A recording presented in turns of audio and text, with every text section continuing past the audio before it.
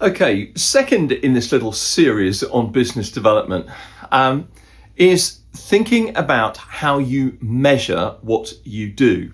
And I guess I want to contrast perhaps what goes on within professional services, who don't like selling after all, and what happens in 90% of other organisations who know that they need to build product and sell product if they're going to be successful in the marketplace. They've got a team who build things and they've got a different team who sell things.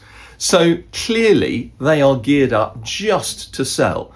Professional services, of course, we're very different because we're geared up to do absolutely everything. We're geared up to do the work, manage the work, handle all the financing, and sell the next piece of work as well. It makes measurement incredibly important. So let's have a little look at what happens outside of professional services.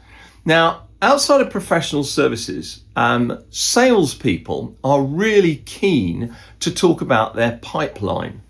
And within professional services, we're not great at that. We are much more focused on our work in progress and our billings.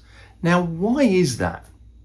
Because salespeople are focused on prospectively what's going to happen next. How can I see down the track? And what am I getting rewarded on at the moment? And of course, the salesperson is rewarded on the sale. And the sale happens today. When I talk to a prospect and they go, do you know what, we'd love to work with you. And I go, fantastic, sign the contract. Now for a salesperson, that's the deal-making day.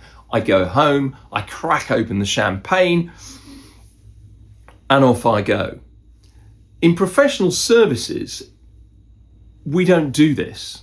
We might go out to see a prospect and they may say, we'd like to work with you. We say, fantastic, have some terms and conditions. But nothing really registers on our system for months until we start the work, until we send that initial invoice and we start getting a bit of credibility and saying, oh, I have won so much work, because it's really, I've just billed this work for the first time.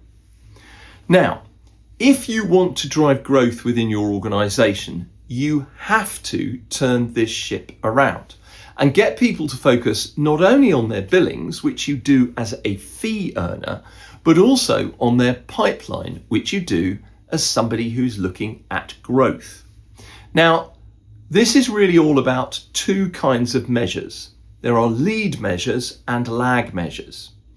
Now, what we traditionally do in professional services is look only at the lag measures. And a lag measure will be how much work have you won? What is the increase in your fees? How big is your portfolio? Now, all of that happened last year. If I tell you at the year end, oh, I've got a fee portfolio of 1.4 million, it's up 200,000. That's because I'm looking backwards for 12 months and saying, well, the last 12 months was better than the previous 12 months by 200 grand. Now, that means we have to wait a long time for that endorphin rush of saying I've won the client and I'm going to get some credit. So we need to start looking at lead measures. Now, lead measures drive lag measures, and really it's lead activity that drives lag measures. The easiest metaphor for this, analogy I can give, is losing weight. I know a couple of people at the moment who are training for marathons, which is quite staggering.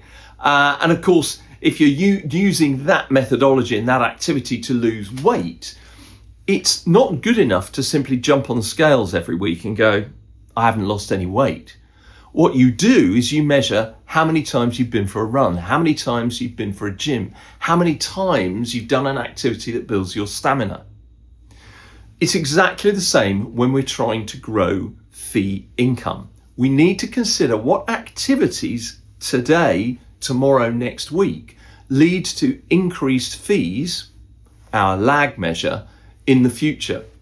So a lead measure is something like how many meetings you might have, how many blog posts you've written, how many seminars you have delivered, how many times you've been to an industry conference, not a legal or accounting one, covering that industry, but actually go to their conferences, see what they talk about, meet some people, and then you will have a sense of what that industry is really doing.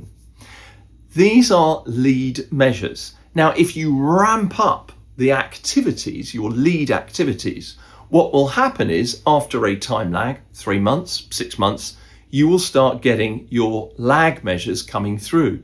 Because the more meetings you have now, the more blog posts you write, the networking events you go to and deliver, people will start being drawn to you as a thought leader, an expert in the field, or just generally someone that clearly knows what they're talking about because you are seen and heard. So lead activity is what we need to focus on, and firms are pretty awful at this.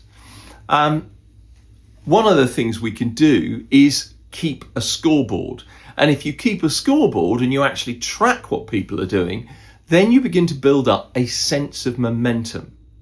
And whilst I appreciate, as professionals, we feel like we should be above all this, actually feeling like you're part of something successful and you're actually driving something that is working is incredibly valuable.